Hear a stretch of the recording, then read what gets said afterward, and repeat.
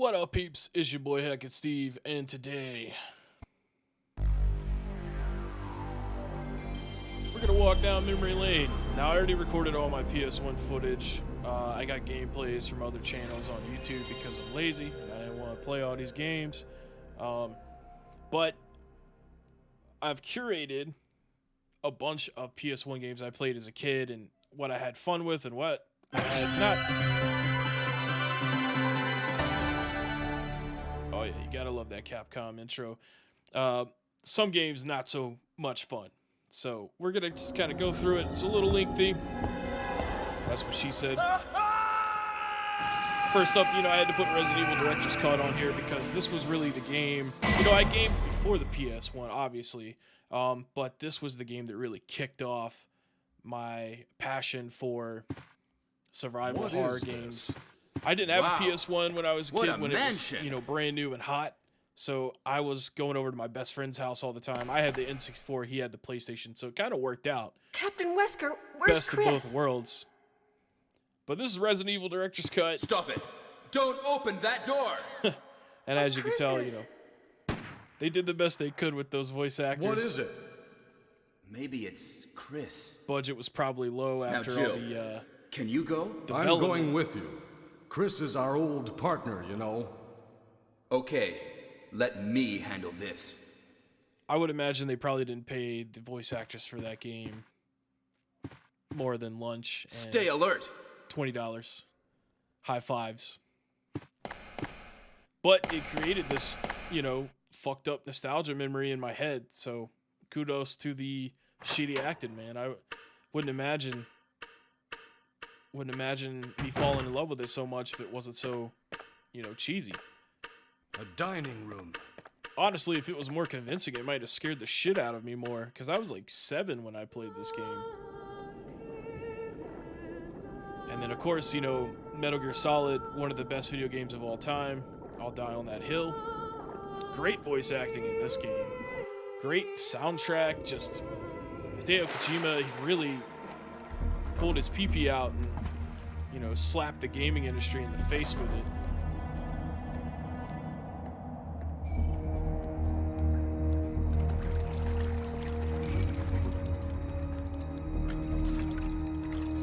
They should have never fired David Hayter. I'm going to swat down a couple as the of voice bottles actor of fly. of Solid Snake. Shout outs to Kiefer Sutherland for taking over, but I mean, David Hayter is Snake. And they've been talking about doing a movie on this game for I don't know, at this point, 15, 16 years. At the very least, they need to remake this shit for PS5 and Series X. And all the codec calls that you would have. This is Snake. Colonel, can you hear me? Loud and clear. What's the situation, Snake? Looks like the elevator in the back is the only way up. Just a fantastic game. Don't move! Start to finish. And So you killed the chief. having to switch the controller to the second port, during the Mantis fight. Genius. Liquid? No, you're not. Don't move! Of course, Meryl over here holding us up. Is this the first time you ever pointed a gun at a person? Your hands are shaking. Can you shoot me, rookie? Careful, I'm no rookie. Liar. That nervous glance, that scared look in your eyes. They're rookie's eyes if I ever saw them. Yeah, just listen to this music, man. I'm sure a lot of you guys have played Metal Gear Solid, but if you haven't, man, you need to either watch a whole gameplay of it or, play it if you can. But it's just top tier gaming.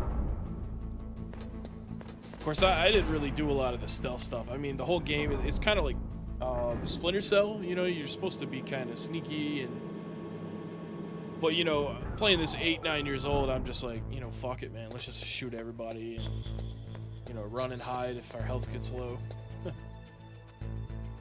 This might have been one of the first PS1 games that I beat.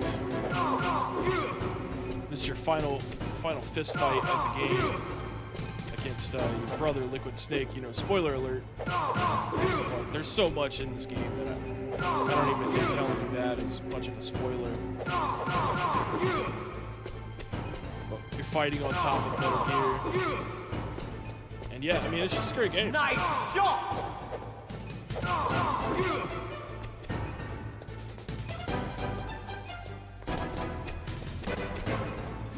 The music, man. Kick his ass, Seabass.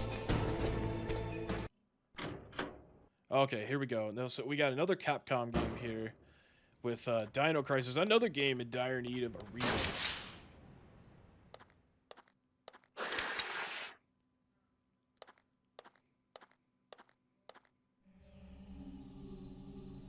Just the soundtrack and ambiance of this game.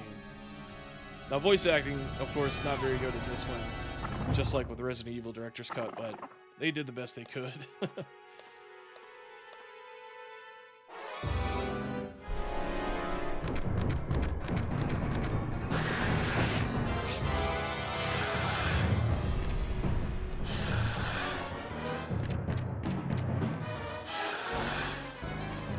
In some ways, I always thought this game was more scary than Resident Evil.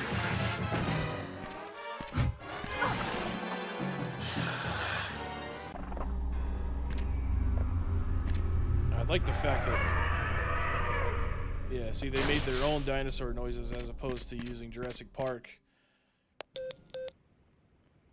which is great. Even though, you know, Jurassic Park's a pretty good reference. Control system back online.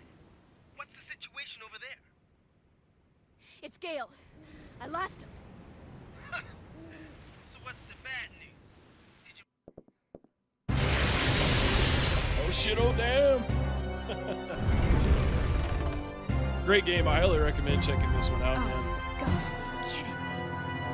This gameplay, of course, it shows someone that I guess had already beaten the game and they got the better gun and alternate costume for Gino. But originally you would have to have this fight with a damn handgun. I don't even know if you'd have the shotgun, you know, at that point in the game. Probably. I know this game was a lot less survival horror compared to Resident Evil. Mega Man? Oh, and then this one right here, man.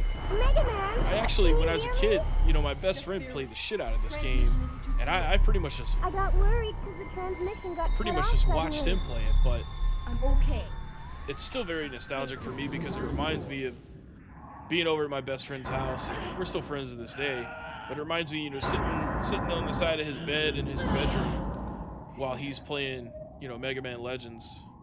And it didn't look this good back then either. Someone recorded like you know, 4K upscale footage. But Roll. It's still active. The reactor's still running. Great! What about the refractor? It's here. It's a big one too. All right, now maybe we can finally get some money. Be careful. Rolls worried about the money. This game, it did so much, man. There was a free roam aspect to it. You know, you could walk through a town, go into a record shop and listen to songs in the game. Really, really sweet. This is another game I'd like to see come back. There's been a good Mega Man game in a long time. And you know what? I was never a fan of the 2D side-scrolling games on Super Nintendo and NES. Roll. Everything's all right here. I always liked the weird ones, like Battle Network, Star Force, Looks like a Reba Legends.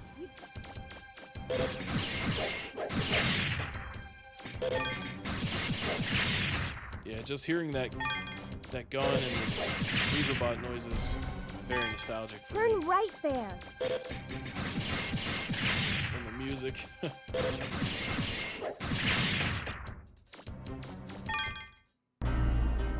Alright, so this game right here, man.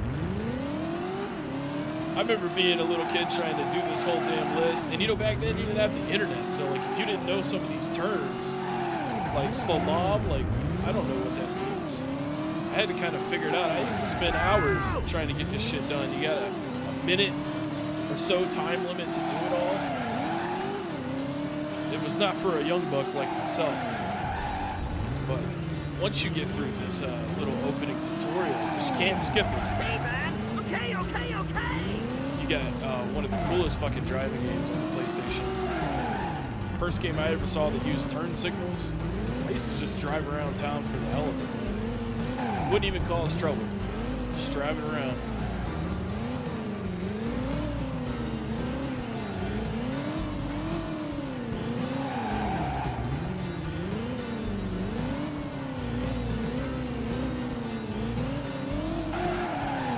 You man, we gonna need you. We gonna need you. There's some more gameplay here. How it actually looked. Hell, I think this one's upscaled too, but you know, look at all those rugged edges on all the textures. You know, this is what we used to rock, man. And back in the day, you know, it didn't look so shitty because that's all you had. Of course, you know, I got Tony Hawk on here, man. You know, it's a childhood gem. I think every kid got into skateboarding for a while when they played this shit. That menu music, man. They was up in the studio, they're like, dude, just make some menu music. And they're like, alright, let me put my inner Claypool on this shit. Of course, I spent hours and hours playing in the warehouse here. Getting all the tapes. Yeah, because that's what it used to be, man. Your goals were your VHS tapes, like you were recording a demo, I guess. And then, of course, you had the mall level. It's more like a downhill jam kind of thing. I had the 64 version of this. Of course, I played the PS1 version a lot, but the 64 version didn't even have the full songs on it. They just looped like the first 20, 30 seconds of each song. I remember that used to run the hell out of me. But I mean, Tony Hawk, man, that's a classic. That remaster they did was pretty sweet too. Now, Crash Bandicoot, this was one that my best friend got for, I think, Christmas with the PlayStation, or it might have been later on, but I honestly never really liked these types of games. There's nothing wrong with them, it's just, I thought they were really fucking difficult, and you know, being 7 years old, like, you know, you need some easy shit and a little bit of a challenge, but like, dude, I'm always like that though, man. I don't usually play games at high difficulty. I just want to have fun, you know? Unless it's like Guitar Hero and Rock Band, I'll play that shit on expert because I'm good at it, but I usually just want to have fun. Okay, so this one right here, this is Oddworld, and this intro is a little bit long, but we used to make meat munchies. It's just, it's so good. Until the meaches were through. No more meaches, man.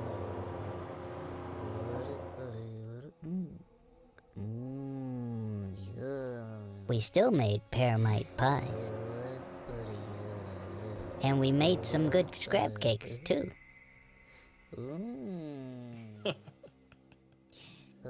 I thought I had a good job, but that was before I knew. How we'd make new and tasty, I was still to find. This voice acting is just, it's so silly. I love it. The truth, it turned out. Now that would blow my mind. The Gluckins were scared, 'cause profits were grim.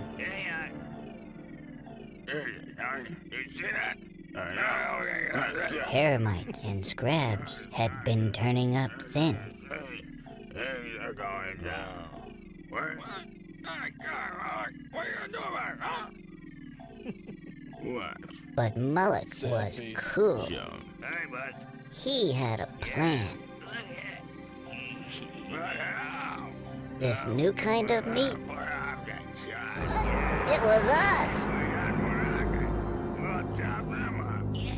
Oh, no. Nothing like a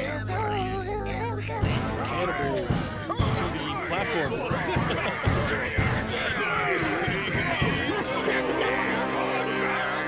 As good as the voice acting and cinematics were in this game, I didn't really think that the game was that fun to play. It's not terrible. I just had to escape. I just had to be free.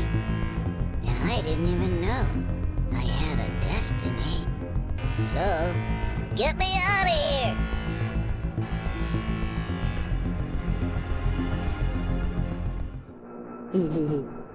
Yeah, I mean, it's mostly just like a 2D puzzle game, kind of obstacle game. Hello. Hello. But you would just go around, you would try to sneak out your buddies so they wouldn't get turned into delicious snack cakes. It's kind of cute. It's kind of like a cute thing.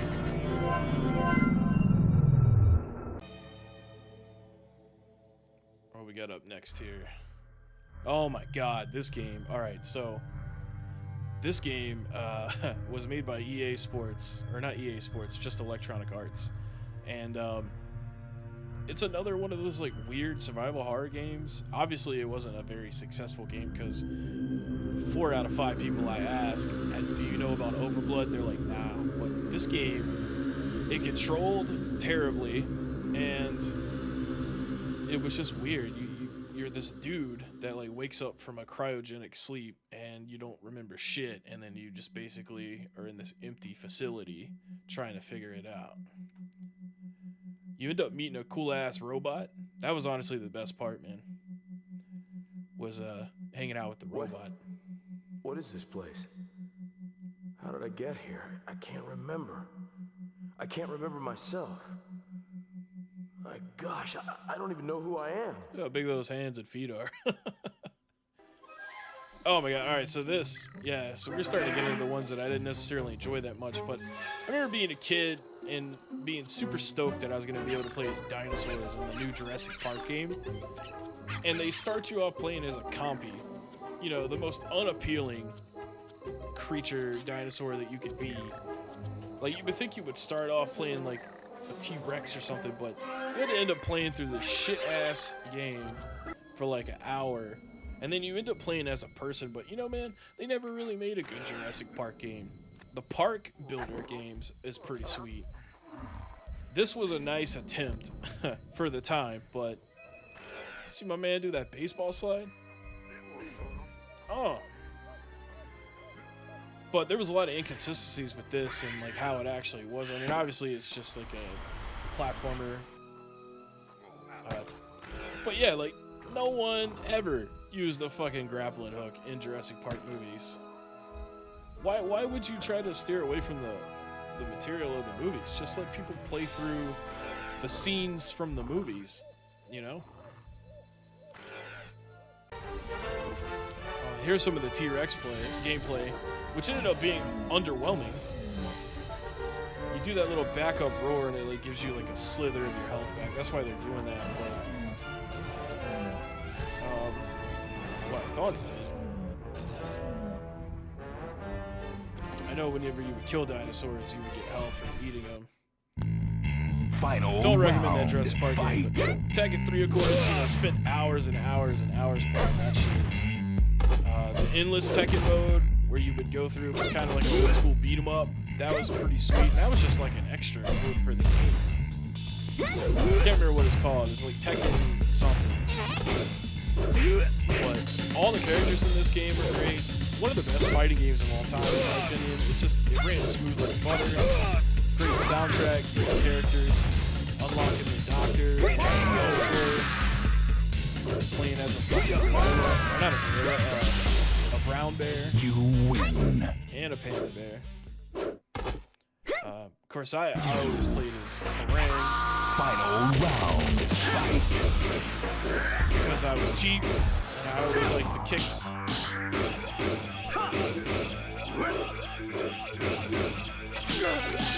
Tekken's just awesome. Coolest name for a fucking fight game. You want to play some Street Fighter? I'll be like, man, nah. Yeah, Tekken? I'll play some fucking Tekken. maybe that's just me, but Ready? Go! so this game, Cool Borders, I never actually owned this game, neither did my friend, but we had a demo disc that we got from the PlayStation magazine, and this was on there, and you know, looking back on the gameplay now, it doesn't seem like it was that sweet, but I remember we used to play it all the time on that demo disc.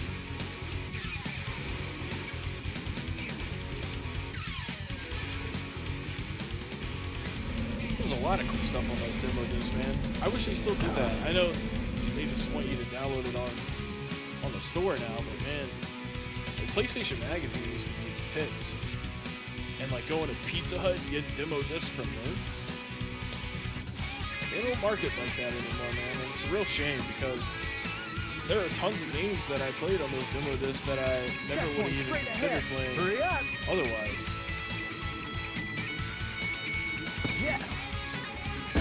That's just one of those things where whenever you have a lot of selection like you do when you just go on the PlayStation Store, you know, yeah, there's a lot of great stuff on there, but you're not kind of forced into trying anything. Whereas if you had a demo disc, you were kind of forced into what they had on there.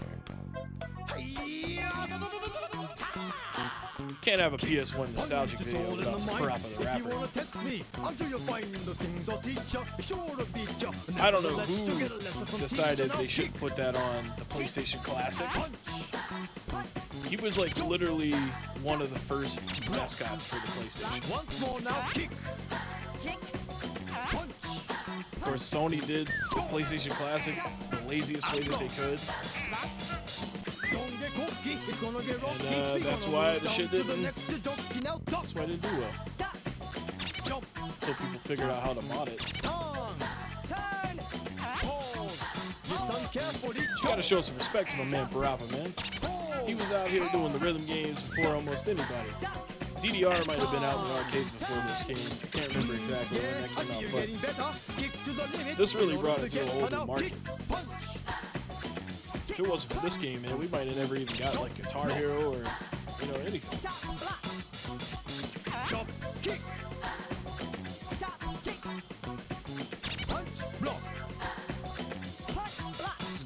And not only that, man, there was like 5 or 6 levels in that game. So it was kind of short, but all the songs are bangers. Like, it's just a fun-ass game. Of course, Gran Turismo 2. I never played Gran Turismo 1, but 2, it doesn't get more nostalgic than that. This really kick-started my love for like vehicles and racing games in general. I played Hot Pursuit and all that too, and Driver, like we saw earlier, but this was, you know, this was trying to be like some serious driving. I definitely didn't like having different licenses in that game. Alright, so this game right here, this is called Blasto, and this is probably like one of the worst games that I ever played on the PlayStation 1. It Now I bet this baby controlled like a dick. Straight up stiff all the time. The worst controls in a game. I don't remember much about it other than the controls sucked. It had really no good plot. You just play as Captain Blasto and that's it. But it was just like kind of like a, you know, go through the map game and shoot people that try to kill you. It's like a 3D platformer. Literally, we're on platforms. Ooh! Yeah. I mean, even the person recording this footage, like, come on, man. Oh, and then he nails that guy.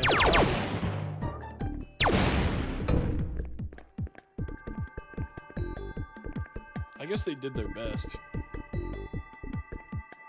I don't remember this one being very expensive when it came out. You know, most good games were like 40, 50 bucks during this time. I think this game was like 20 or 30. Rayman. Now this is how you actually do a good platformer.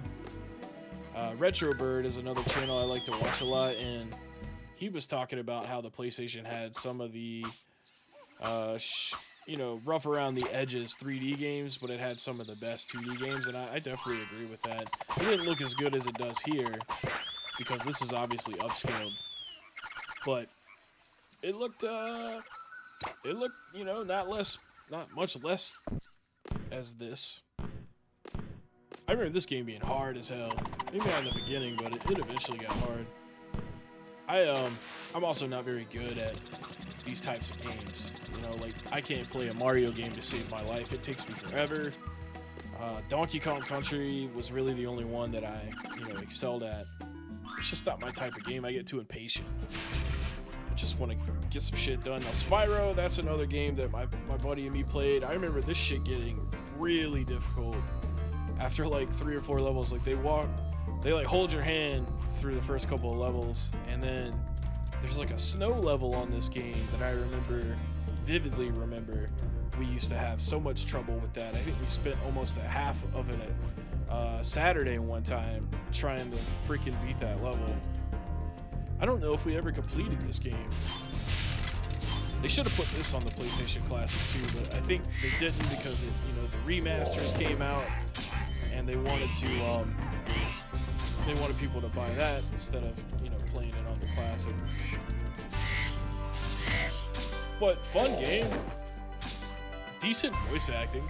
It's cheesy as it should be for the this kind of kiddo game. Is that you, Spyro? Are you the young dragon I've been hearing so much about? Ever since you're a wee puff of smoke, we've known. You've known? I forget. I like how in the beginning of the line delivery there, he like started out kind of old, and then by the end of it, he was really old. All right, so here, Parasite Eve. Now this one has not aged very well. The cinematics are okay for the time.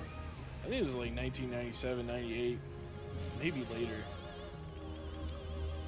But this is another one of those survival horror games that that kicked ass. Also, you're probably gonna get to me in the comments about like, dude, where's Final Fantasy? Where's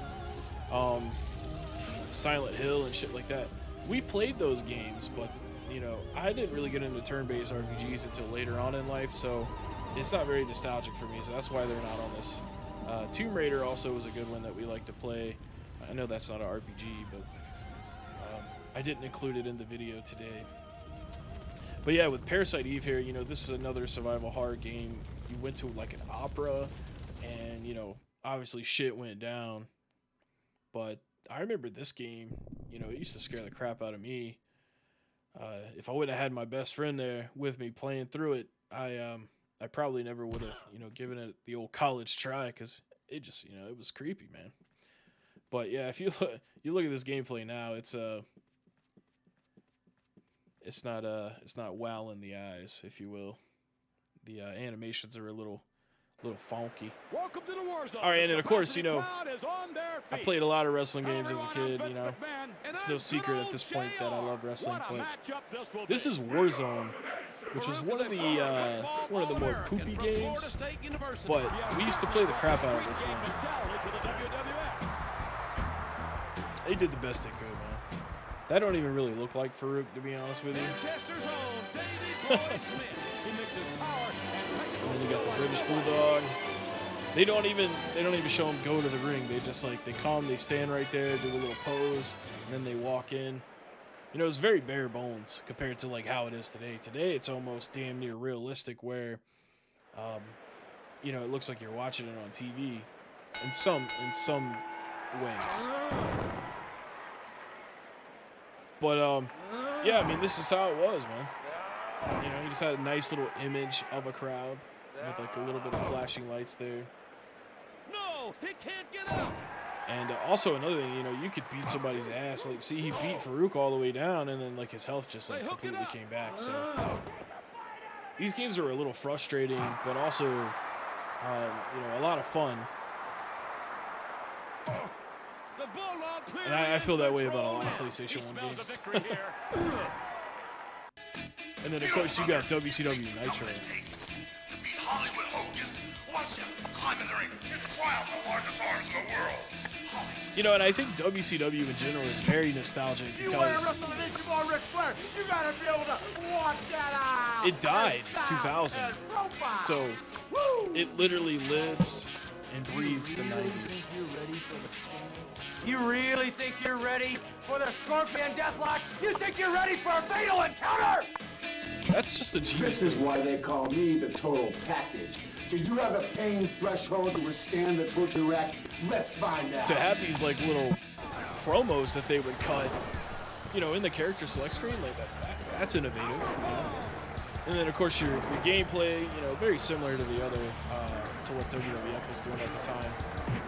But yeah, WCW, man, that's just in general a super nostalgic thing because it, you know, it died in 2000, so you know you don't have it today. So it's like one of those things, like the way they dressed and presented themselves and operated as a business, you know, it's super nostalgic for me. Yeah, this is the last game on the video today. And, hopefully you guys enjoyed this. You know, I thought it was kind of an interesting idea for a video. Look at some old school stuff. And, we're almost to 1,000 subscribers, which is, you know, pretty high.